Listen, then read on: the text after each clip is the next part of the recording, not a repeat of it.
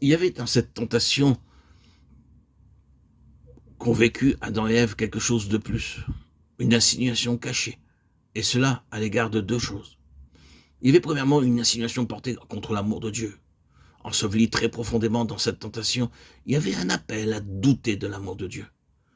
L'implication n'était que Dieu, qui professait être amour, qui prétendait veiller au bien de ses créatures, les privait réellement de ce qu'il y avait de meilleur, et de plus haut, et de plus plein, qu'ils retenaient en fait leur vie dans une étroitesse qui n'était pas nécessaire et qui était arbitraire. Dieu n'était pas réellement amour, car un Dieu qui agit ainsi n'est pas amour. Or, nous ne disons pas que tout cela a été reconnu, mais nous reconnaissons que toutes les Écritures le prouvent, aussi bien que toute l'histoire humaine.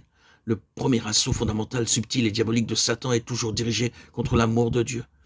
Et il n'abandonne jamais cet assaut. Vous et moi, nous n'arriverons jamais sur cette terre à la place où nous ne pourrions plus être tentés à ce sujet. Me direz-vous que Dieu est amour? Regardez ceci et cela et encore cela. Est-ce que tout ne parle pas de limitation? Est-ce que tout ne vous dit pas que vous n'avez pas ce que vous pourriez et devriez avoir? Ensuite, c'était une insinuation faite contre la véracité de Dieu. C'est-à-dire, peut-on savoir si Dieu est vrai? Peut-on réellement se confier à Dieu? Dieu aurait-il dit? Voilà comment il a séduit Adam et Ève. Dieu aurait-il dit? Nous voyons ce qui arriva. À l'heure de la tentation, la bonté de Dieu était toujours mise en doute et la vérité de Dieu est toujours mise en question et tous les autres gages de son amour, de sa véracité sont toujours voilés. La réponse claire de quelqu'un de vivant et de conscience serait alors: oh non, regardez, regardez partout. Nous voyons de tous les côtés des évidences et des preuves de l'amour de Dieu. J'ai beaucoup de preuves de l'amour de Dieu. Si je veux les voir, si j'aime à m'arrêter pour méditer et peser toutes choses. Mais qui d'entre nous a jamais fait cela à l'heure de l'épreuve pour la refuser et en être délivré?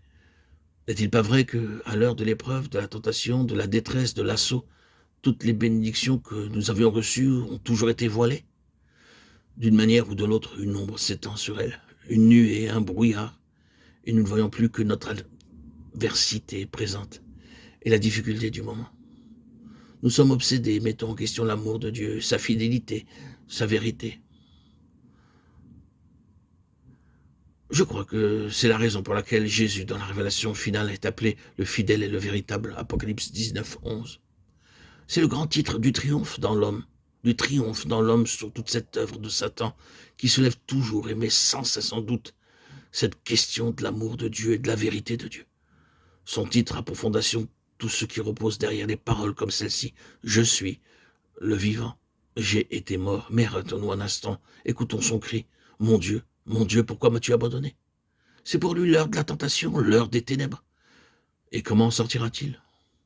Non pas en acceptant et en nourrissant la suggestion faite par Satan contre la réalité de l'amour de Dieu et de la fidélité de Dieu, mais en triomphant sur toutes ces suggestions et toutes ces insinuations, à une heure telle que vous et moi, nous n'en connaîtrons jamais. Il en sort vainqueur et devient la personnification de ces traits fidèles et véritables. Oui, nous avons ici cette double insinuation faite pour aveugler à l'égard de toute la grâce et de toute la bonté de Dieu. C'est la manière subtile par laquelle Satan cherche à mettre Dieu hors de sa place pour la prendre lui-même. C'est très clair lorsque nous y réfléchissons. Et c'est exactement ce qui est arrivé. Dieu a été déposé et Satan a été mis à sa place. Et c'est exactement ce que Satan cherchait. Oui, il s'introduit dans la conscience d'Adam et Ève, comme il a l'habitude de le faire en insinuant un doute à l'égard de Dieu.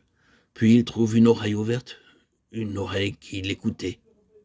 Oh, le péril, le désastre que cause une oreille tendue vers Satan, un entretien avec Satan. Jésus-Christ n'a jamais fait cela.